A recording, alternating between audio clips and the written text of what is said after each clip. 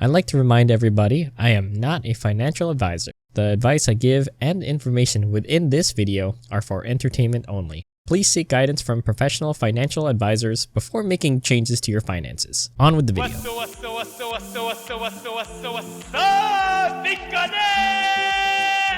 11 steps to retire by age 50. No. Reconnect! Retire by 40? Here's how to do it. I am right now independently, financially independently. This millennial, who retired at 30, explains the obsession and tactics it took to build $1.25 million in 5 years. That this was gonna be a scammer game. Hey, you're gonna lose all your money. My wife still doesn't believe in me. Looks like a scam. I'm just gonna play some video games.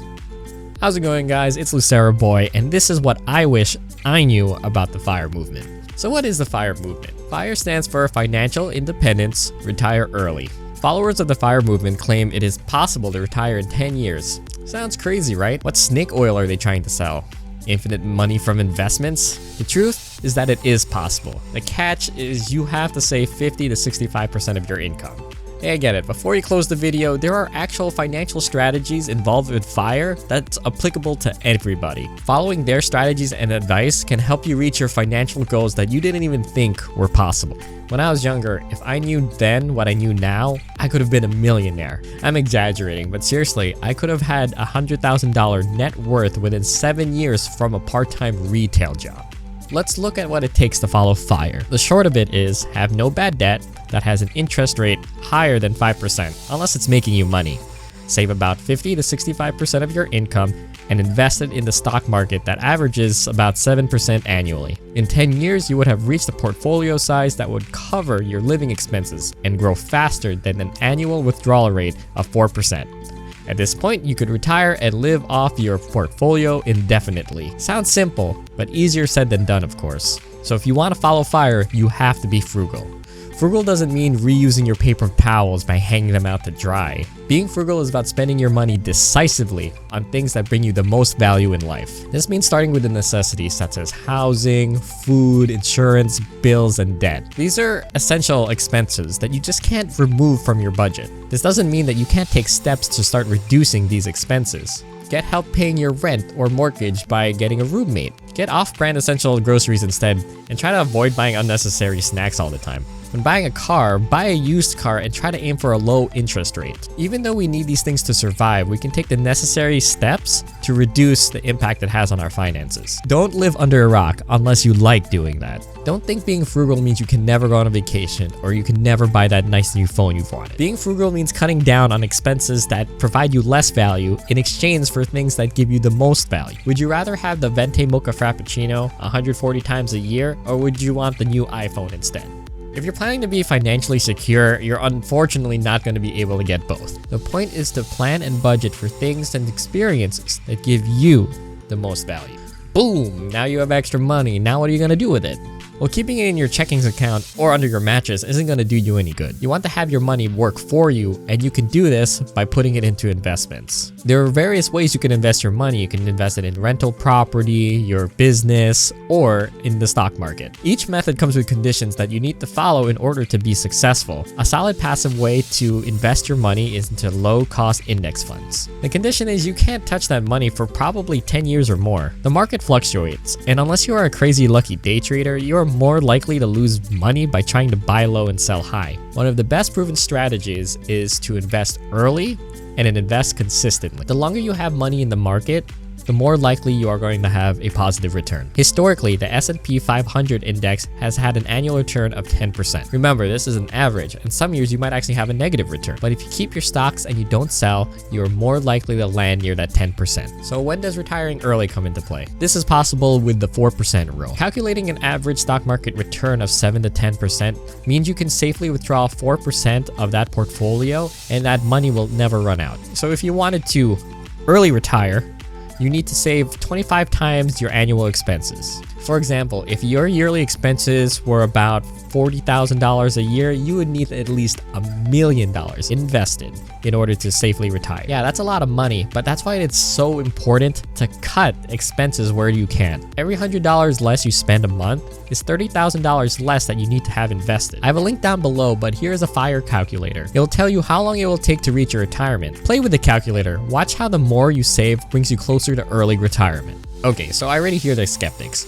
Why save so much money? YOLO, am I right? You're just being cheap. I don't want to retire at 40, that's boring. A lot of people get wrong about the FIRE movement is that the main focus isn't retiring. It's about creating a life that is financially secure and giving you the opportunity to follow your passions rather than a paycheck. After learning about the FIRE movement, a switch was triggered in my life. Even if you can't invest 50% of your income, you can cut down your expenses and invest the difference. The difference between living paycheck to paycheck and financial security could really be $100 a month. Up until now, the only way I believe you could be financially secure is getting a high-paying job. Not everyone can land those #goals jobs, or maybe they don't even want to do that kind of work either. What everyone can do is make intelligent investments that passively increase your annual income.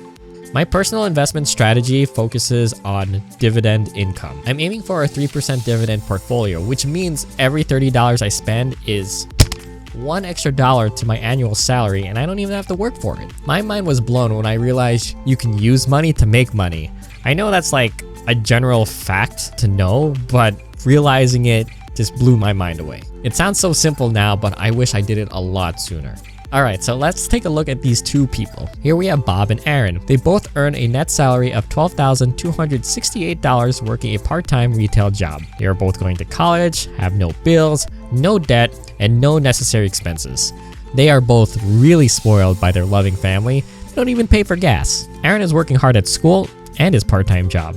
Aaron has a savings of $2,000, maximizes the company match to his 401k, and has a life insurance plan that acts as a growing secondary savings. He feels that he earned his money and he should spend it how he wants. He frequently eats fast food on his work breaks, buys cheap video game bundles that he usually doesn't always play, collects and builds Lego sets since he can get them 50% off. Every other year, he upgrades the components in his computer. And he goes out for dinner 2 times a week. His expenses take up 70% of his income. After 7 years, Aaron has saved $26,000, $7,000 in his life insurance plan, and $10,000 in his 401k, adding up to a $43,000 net worth. Not bad. Bob is exactly the same. A 401k plan, $2,000 savings, and a growth life insurance plan. Bob watched a couple YouTube videos about the value of investing, and because he has almost no expenses, decides to try to save as much money as possible while still spending money on things he values. Bob makes an effort to bring bag lunches to work, buys older video games that he plays for months at a time. He has fun building Lego sets at work. Bob upgrades his computer once during the 7 years, and he only goes out for dinner on special occasions. Bob spends about 30% of his income. After 7 years, Bob has invested 70% of his income annually into the S&P 500, totaling $55,958.20. Between 2013 and 2020, the S&P 500 had a 13% annual return. With dividends reinvested, Bob's portfolio is $86,802. He has $10,000 in his 401k and $7,000 in his life insurance plan, adding up to a net worth of $103,802. Looks like Bob did very well. To be fair, we were on a crazy bull market since 2008. If we assume only a 7% annual return, Bob would still have a portfolio worth $73,000, which is amazing. This illustrates the power of compound interest, time, and savings. Bob received a financial education just from YouTube videos and earned $30,000 to $60,000 more than me. Yes, I wish I was Bob. Not only does Bob have a great portfolio, but he effectively increased his annual salary by $4,000. If you follow my Facebook page, I shared my income since February 2013. I then calculated how much money I spent and how much money I was left with by 2020. I then compared that net worth to the net worth if I invested 30%, 50%, and even 70% of my income instead. Assuming a 7% annual return, my net worth would look like this. 30% invested was $31,000.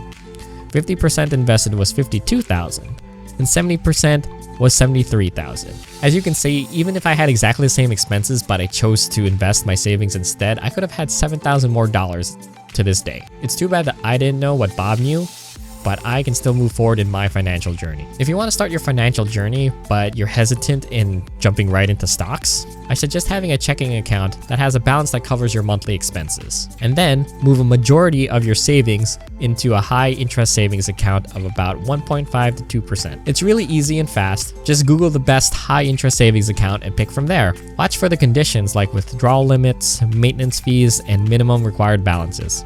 It should take only 30 minutes, and now you have reduced the impact of inflation on your savings. The next step is to plan your financial goals for 5 years, 10 years, and 20 years. After that, you'll be able to allocate a certain portion of your savings to investments. Remember, these are long-term investments. Any emergency expenses should be covered by your savings account. It's a lot to take in, and it could be daunting to make all these money moves now. If you want to learn more about investing and financial planning, subscribe and follow my financial journey. I can't wait to talk about my budgeting, my investment strategies, and my financial goals. Let's all reach our financial goals together, and I'll see you guys next time.